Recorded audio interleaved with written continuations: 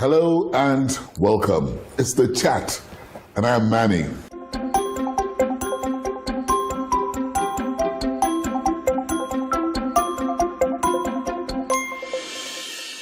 My guest on the program this week is somebody who has held Nigeria in a captive for many years, close to 4 decades.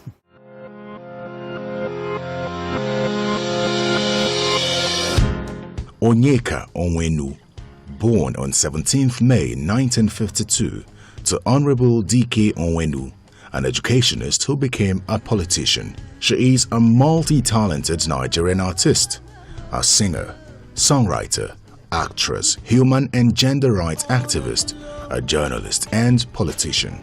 Fondly called the Elegant Stallion, a name christened her by the Nigerian media. After her early education in Nigeria, she moved to the United States of America, where she attended Wesley College, Massachusetts, and later obtained a Bachelor of Arts in International Relations and Communication, and also bagged a master's degree in Media Studies, respectively from the New School for Social Research in New York. On completion of her studies abroad, Onyeka worked for some years at the United Nations in New York. She then returned to Nigeria in 1980 to participate in the mandatory 1-year National Youth Service Scheme and was deployed to the Nigerian Television Authority, Lagos, as a news reporter. In 1984, she wrote and presented the internationally acclaimed BBC in collaboration with NTA documentary Nigeria, The Squandering of Riches. The documentary became the definitive film about corruption in Nigeria. Her love for music was inspired by her grandfather, and with the support of her mother, Onyeka won the admiration of many. In 1989, she released the hit song One Love. The song preached peace, love and tolerance. She is popularly known to write songs geared towards attitudinal change, promote patriotism and togetherness, with songs like Wait For Me, done in collaboration with King Sunny Ade, targeted at teenagers to promote abstinence. Though originally a secular artist, she now sings mainly gospel. As an actress, Onyeka has featured in a number of Nollywood movies. In 2014, she was casted alongside Chiwetel Ejiofor and Tandy Newton in the adaptation of Chimamanda Adichie's book Half of a Yellow Sun. In 2013, Onyeka was appointed the Director General of the National Center for Women Development. She is currently the board chairperson of DK and Hope Onwenu Foundation, a humanitarian organization set up in honor of her late parents. Onyeka Onwenu is blessed with 2 children.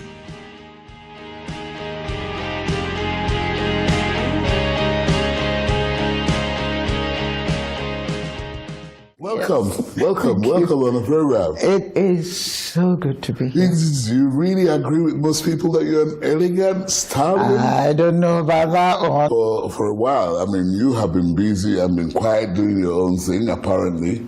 But I remember it was in the early 80s that it was like a bolt out of the blue. You stormed the scene here in Nigeria. And then suddenly, what did we hear? A documentary from the amazing Onyeka Onwenu on the... take me through it. On a very powerful subject at the time. Squandering of riches. Squandering of riches, still a powerful subject when you bring up the name of Nigeria.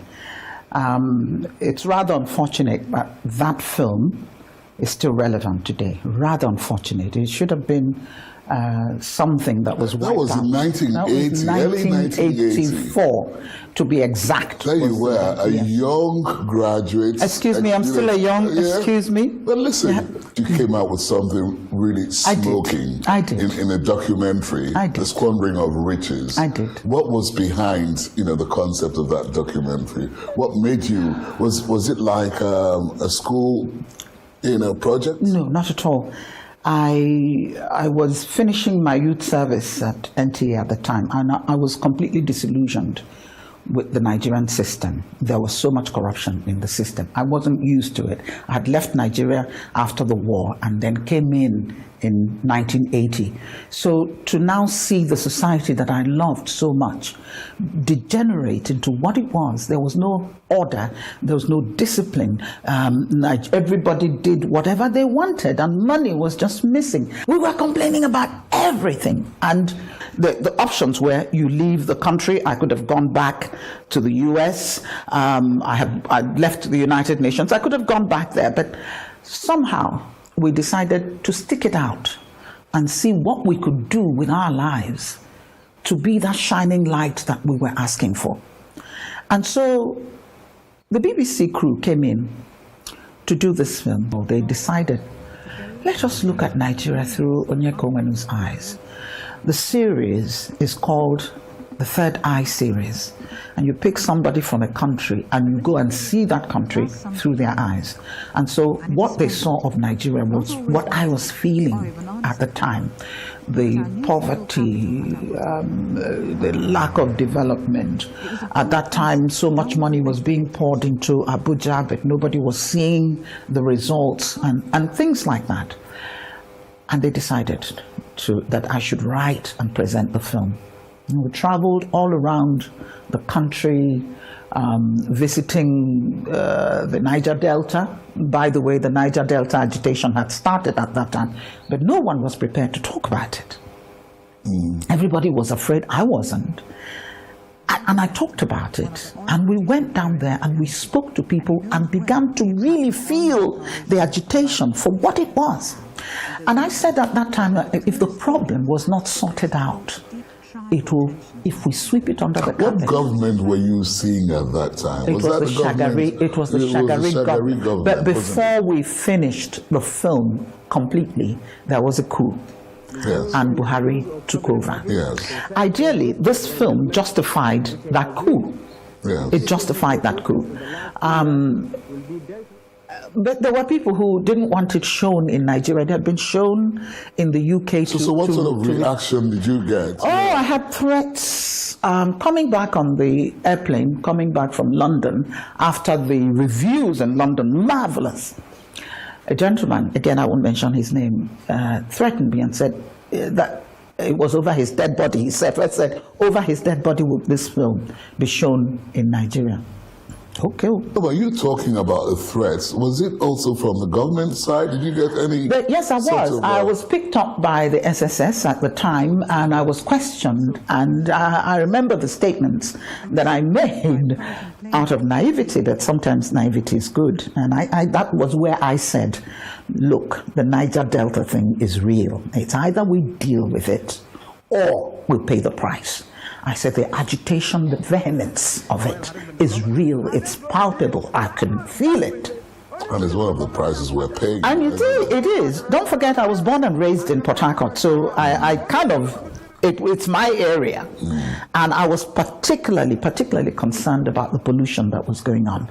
And I think we will be paying the price for that pollution for a long time to come. Well, that wasn't all about you, Onyeka. I mean, did you learn singing when you were young, or you just singing found me? It found me. I mean, God gave me that as a talent, and it was something that I inherited from my maternal grandfather. Papa Nuku. When Papa Nuku is singing his hymns in the church, you want to be near him. He had a beautiful voice. My mother inherited it.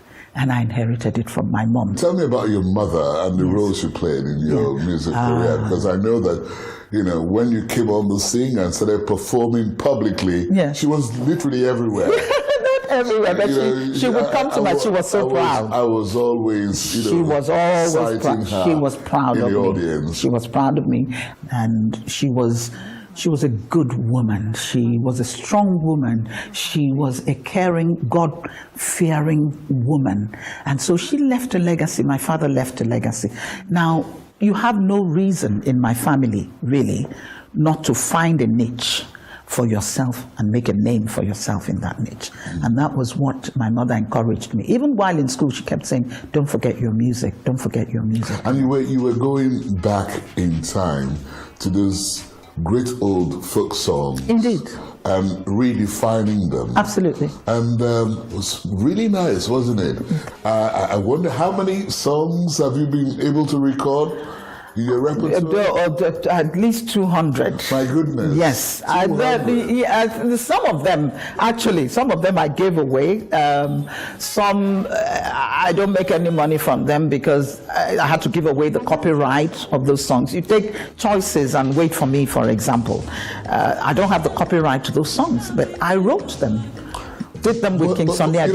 Yes, yeah. I was coming to that because apparently along your musical journey you mixed and collaborated with quite a number of people. Yes. But there was a time I think you started with Chris Okotie. Was there any musical collaboration? No, there wasn't. No, it was just a love thing. Don't even go there. My children will kill you. Just put that one aside. Okay. Not to be talked about now. Okay. Put that one aside. No, we didn't. We should have done because we were doing live performances. Before King Sunny Ade, I know you did some work for Sonny Okosun. Oh yes, Sonny Okosun produced my first musical album. Yes. Because we're related by marriage. How's that? His wife, Nkechi, is a sister to my first cousin's wife, Ada Danchima.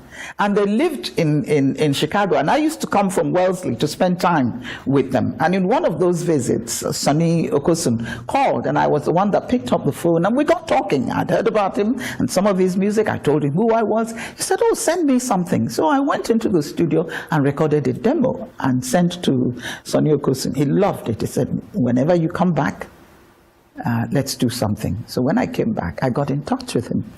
And then we did the first album, and the rest is history. One thing that I found out about Sonny Okosun was how hardworking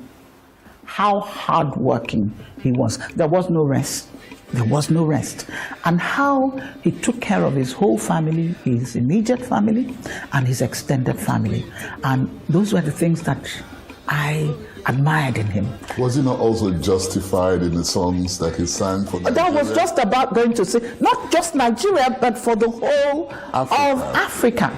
And I'm sure you wish his soul rests. Oh, it's resting all right. But, I mean, that was not the only contact you had with, people in the music industry. Yes. Obviously, at the stage, people were saying all sorts of things, not me, about yourself and Sonny Ade. Oh, yeah. We were supposed to. In fact, I'm supposed to have a daughter. Okay, then spill the beans. I know. I heard all sorts of things. When this collaboration, we're living in a society where if a man and woman, it's improved now. A man and woman are seen together automatically. There is something. There has to be something going on. So when we did the song, they say, they even have a daughter. In fact, on the day of the launching, we now moved on to do the Wait for Me and Choices, talking about family planning. They say on that day is the day we're getting married. So they sent. People came, these drummers, and everybody surrounded that this is what's happening. We launched the music. There was no marriage. They say it's a lie. That in fact, we kept our daughter at home. We didn't want to bring her so that nobody will snap a picture of her. I had the head of state, His Excellency Ibrahim Babangida, met me at a function. I said, hey, Onyeka, I hear you and Sonia. I said, Oga, not you. I beg you. I thought not you. No, but even at that he laughed. It was so widespread. Who, in your opinion, is a singer you admire so much? Oh, there's so many. You want to put me into trouble. You want to put me into trouble. But just getting to know how you feel. How I feel. There's so many. I'm very proud of the female musicians who are coming up. Because, at a point, it was just myself and Christia Senimokwe. We were the last women standing. And then at a point, it was just me. You're still standing. And I'm still standing. Glory be to God. Yeah. Christy is passed on, but her memory lives on. And her family, I'm very happy that they're doing everything to immortalize, because she brought so much contribution in this industry. Bigger question, Onyeka Onwenu, why the sudden move into politics? When people say I dabbled into politics, I laugh. For 8 years, I vied for local government chairmanship in Imo State. And the governors would not allow me because they were scared. Why? They knew that my going in there would just turn everything upside down, because I will perform, not going for any other reason other than to serve my people. If mosquito is biting them there, let it bite me. And I was prepared and I was ready, but they wouldn't let me. Now, moving on. Why wouldn't they let you? Because for the reason that I've just said. They don't want people. What happens in the local government, which is why I went down to that level, is that in the local government, that's the closest government to the people. That's the president, that's the governor, that's everything they're going to see. And if the money that is released to the local government is actually used, paying teachers, repairing schools, building roads, over 60% of the roads are local government roads in Nigeria. Now, if that could be put to good use, can you imagine if all the 774 local governments did that? Nigeria would be a different place altogether. I didn't just dabble. I have served as the chairman of board of ISCAC, that's the Imo State Culture and Tourism, whatever. I'll think about it in a minute. It's called ISCAC. And I turned it around within months. Turned it around that my governor was going around bragging with it. When I went to the National Center for Women Development, and I'd like to thank His Excellency and Her Excellency, that's the Jonathans, for giving me the opportunity, because what we did there, with the encouragement of the First Lady in particular, who said to me, you are going to deliver. I don't care, I don't want to hear problems. You are going to deliver. And we did. Within 2.5 years, I had renovated things there. The place was running smoothly. Money was now coming in instead of just leaking. Where do I begin? The work that we did, and I say we, because it wasn't done by one person. I had a group of people, core people there, who saw what I was committed to and became committed themselves. The work we did in 2.5 years, all the other DGs from the time it was set up till the time I came in, it was set up in 1992, till the time I came in 2013, didn't do the work that I did. And I'm not bragging. You know that I'm not. But why? So, I mean, you did not continue. No, I didn't, because somebody did not want me, because I was hearing all sorts of stories that I sang Mama Peace, which was a song again that I wrote while I was in office at my own expense. Was it not dedicated to? Oh, it was dedicated to a woman that I admire, and I have no apologies to make to anybody about that, because she's Mama Peace indeed. And I did it, but it's a beautiful song that talked about peace in Nigeria and the responsibility of the young people not to be involved into all this thuggery and all that. She was all about peace. No apologies. I also sang for Jonathan. No apologies. I sang Run, Goodluck, Run. That was a song that was inspired by God. Are you a member of the PDP? Fully, from day one. Are you going to be active in the next elections? You know what? I'm not going out there looking for anything. But all I say is, if God is not sending me, I won't go now. What am I going to look for? Because I will not succeed. But what I've always had at the back of my mind, if they ask, I am available. But I'm not going to go chasing after anybody. Because I know what I bring to the table. I don't have to ask anybody to give me work. At the time that they wanted to ease me off, some people were pleading and said, look, this woman is performing, we've seen what she's done. I said, you know what? If my name is on the list of people to go, please don't remove it. If it's time to go. But I'm sure you understand the politics in Nigeria. Yes, it's I all do. about money. Yes. And have you got... No, I don't have to give anyone. You're not interested if I have, in spending money. You are who? You know, to do what? After all that I spent in the past, you think I'm going to be spending that money now? You have gone into something that I found very interesting lately. Mm-hmm. You know, this call for, the return of Leah Shaibu. I thought that was so well put together, Onyeka. What time of the day was this? Morning or night? your acting prowess, came to play. Had nothing. But nothing whatsoever. Why? Let me correct that, please. Yeah. Had nothing to do with acting. Okay. Nothing. Well, you have, can I tell you what? When I'm acting, I'm acting. But if something happens that is unplanned, it wasn't in the script. I had started talking. I was making my point. Because I know you're referring to the part where the tears came. I was making my point nicely. And it came naturally. And I looked at the camera and I wanted to talk to President Buhari. And the moment I looked into that camera, it felt like looking into his eyes and telling him the truth of how I felt and how Nigerians feel about the killings that are going on, the kidnappings that are going on. What's happening to future mothers of future generations of Nigeria? Do we not see, can we not see the damage that is being done to the society? That's what gets me riled up. And I don't care who you are. I'm going to look you in the eye. I'm going to tell you how I feel. And that was how I felt that day. And if I have to say it 1,000 times, I will say it 1,000 times. We pray every day for those children. And my heart breaks every time I talk about them. Because I don't think we can correct the damages that are being done. Onyeka, Excuse me? Yes, but... Don't do this, please. This is a sore issue with me. I'm sorry to see this happen, but it's important that we talk about what you have done. I mean, you did a great job of that. We have to talk about this, but my question is, why has it got to be Leah Shaibu only? Leah is a symbol. Leah is a symbol. Leah is a symbol. Is it because Leah is a Christian? symbol that it wouldn't have mattered to me. It wouldn't have mattered to me. I married a Muslim. My children have Muslim names. I grew up in a family that did not discriminate. So it's not about that. But what is keeping Leah there is the refusal to deny the Lord.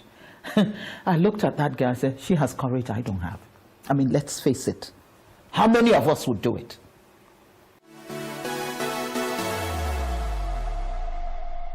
You're going to be cast away now, for a couple of weeks, and you're allowed 5 items. Five? Up to 5? To take along with you. What would Does that include food? Yes, I got to eat. 5 items.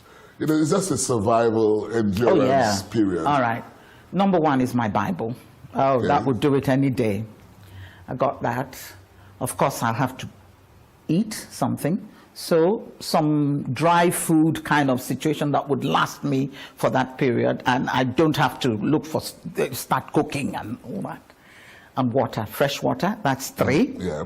I got 2 more. A mat to sleep on, but I could use leaves, couldn't I? I could make a mat for myself out there, so I could remove mat. Oh yeah, a change of clothes, maybe. What else? My mascara. My glasses. Okay. Glasses will cover the eyes. The glasses and a little lipstick for the day that I'm going to be rescued, so that I'll be looking good. You know what I mean? Excellent. Yes. Good to see you back to this. I am. And it's been fun talking to you, Onyeka. I've really enjoyed every moment of this. Thank you, me too. You will remain forever, Thank you. our queen of not just talk, of songs and all that. Thank you again for being on the program. Manny, I am honored. Anytime, any day, speaking with you, oh, it's an honor. Ah, my goodness. And so you're so professional. I'm praying that our young ones will pick up these qualities that are in our group. You're younger than me, so So with that endorsement, I will say thank you for watching. It's been The Chat, and I am Manny. Bye for now. Thank you. The Chat is produced by Channels Television. You can watch it again online. Just visit our social media platforms, YouTube, Facebook.